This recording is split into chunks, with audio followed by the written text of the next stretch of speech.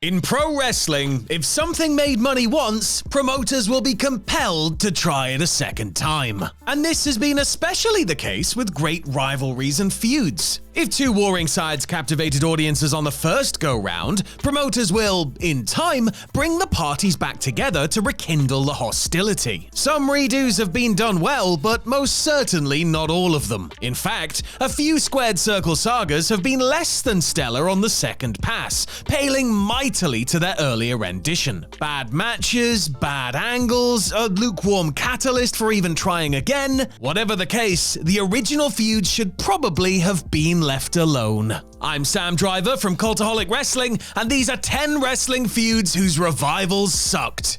Join us!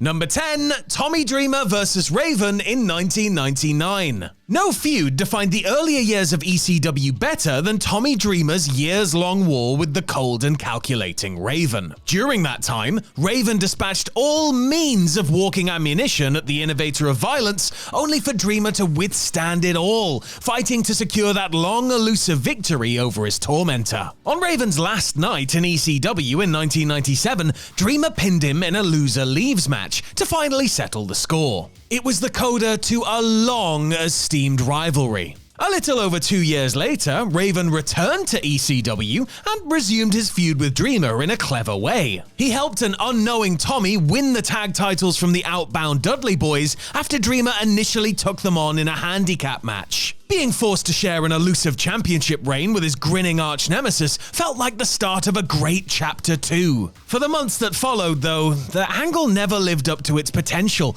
as Dreamer and Raven's uneasy truce, it was just kinda there. The fun of their earlier feud was never more. Number 9, Steve Austin vs. Vince McMahon in 2005. This one's a bit of a cheat since the feud never actually went anywhere, but it's definitely worth noting. In the late 90s, Austin vs. McMahon jump-started the WWF's fortunes, reviving the organization and leading to a massive boom period. Just 5 years later, Austin was retired, and the evil boss trope had long been run into the ground. But that didn't stop the now WWE from briefly trying to redo Austin vs. McMahon in the autumn of 2005, coinciding with WWE's return to the USA Network. On the homecoming broadcast, Austin beat up all 4 McMahons, including Linda, who sold her stunner like she'd just tripped over a footstool. A week later, the McMahons fired Jim Ross for not intervening on Linda's behalf.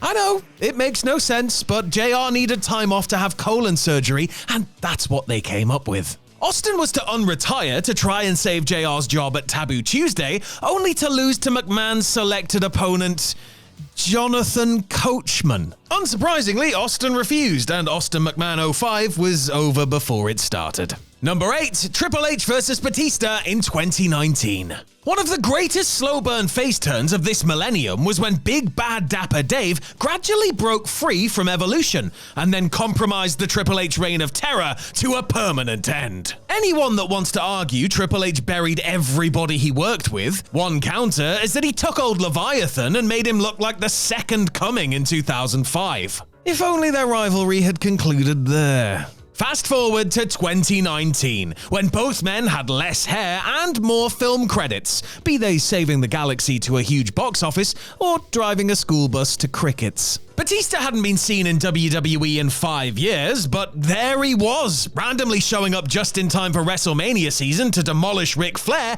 and implore to Triple H to give him what he wants.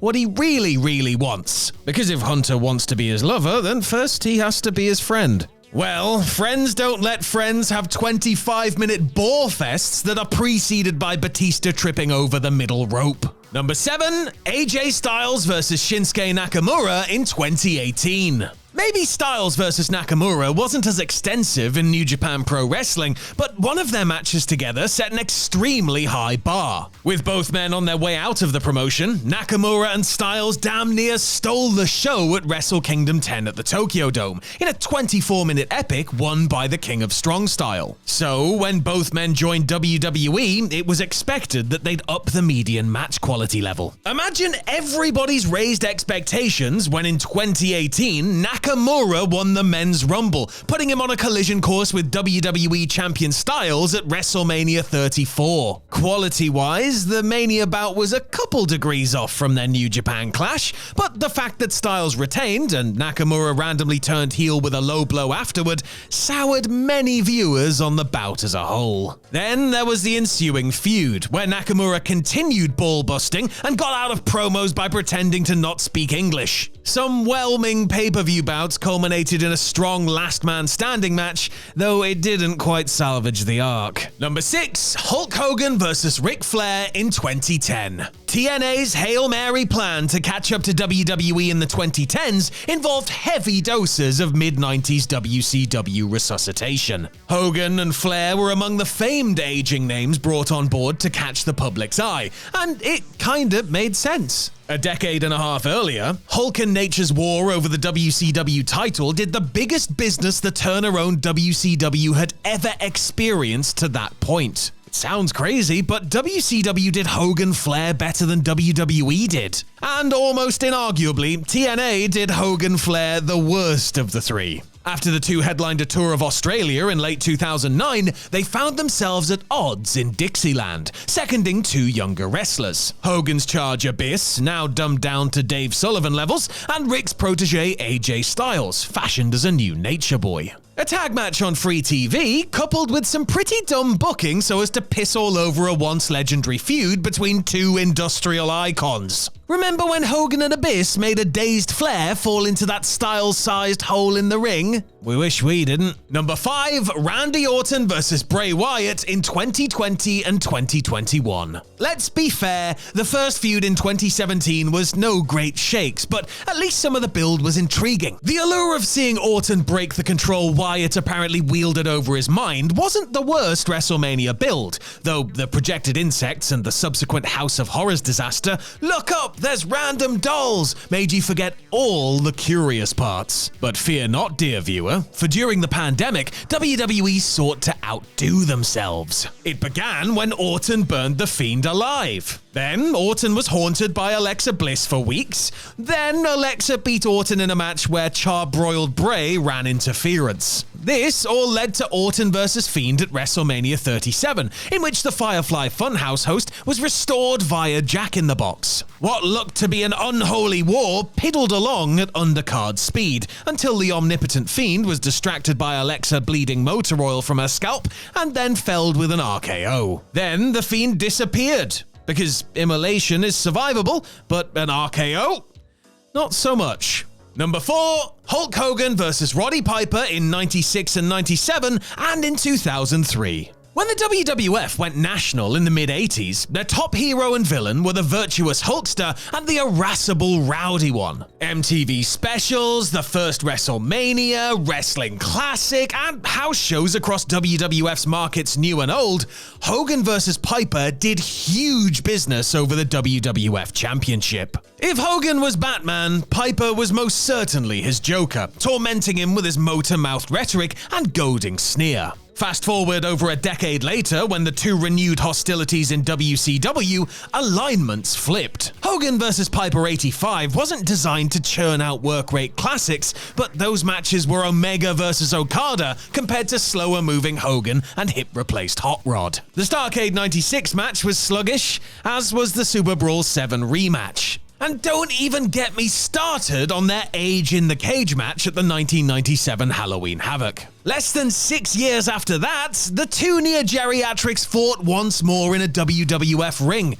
this time with Hogan shrouded as Mr. America. And their Judgment Day 2003 match could have been a DVD extra on Heroes of Wrestling. Number 3, D-Generation X vs. the Brothers of Destruction in 2018. Crown Jewel 2018 had no real reason to exist outside of giving us something to punish Fraser with for refilling the coffee machine with unfiltered tap water. But even that bit of Against the Geneva Convention punishment wasn't worth watching four Attitude Era staples trod upon miscellaneous rivalries that they'd cultivated between 1997 and 2012. And yes, this was worse than Triple H vs. Kane in 2002. Here, everybody's brains were screwed out, not just Katie Vick's. After getting a damn near perfect swan song in 2010, Michaels, who now looked like Charlie Brown in stripper chaps, broke his retirement in exchange for enough blood money to wallpaper his entire house with. Michaels teamed with crew-cutted Triple H to face an arthritic Undertaker and beer-bellied Mayor Kane in a match to see who could get injured first. The winner was Triple H, who busted his titty taking the Harley race bump in the corner. And the match didn't get any better after that, failing to entertain an audience that was already pissed about Shane winning. Number 2, Kane vs. The Undertaker in 2010. The Brothers of Destruction did more than just have bad nostalgia feuds with DX. They had one with each other too! Now, your mileage may vary on Undertaker vs. Kane from 1997 through 2000 or so, but it's fair to say that a lot of fans were intrigued by the horror-themed rivalry of supernatural half-brothers. None of the matches were particularly great, but both men had that aura. By 2010, the aura had faded. During Kane's mostly forgettable reign as World Heavyweight Champion, the Big Red Monster sparred once more with Big Brother Deadman over a 3 pay-per-view arc that featured Paul Bearer, supernatural occurrences, and all the spooky stuff your eyes could handle. And it's fair to say that none of it hit the same way it had over a decade earlier, when both men had their agility. Their lengthy, no-holds-barred, Hell in a Cell and Buried Alive matches, the latter of which the Nexus inexplicably got involved in,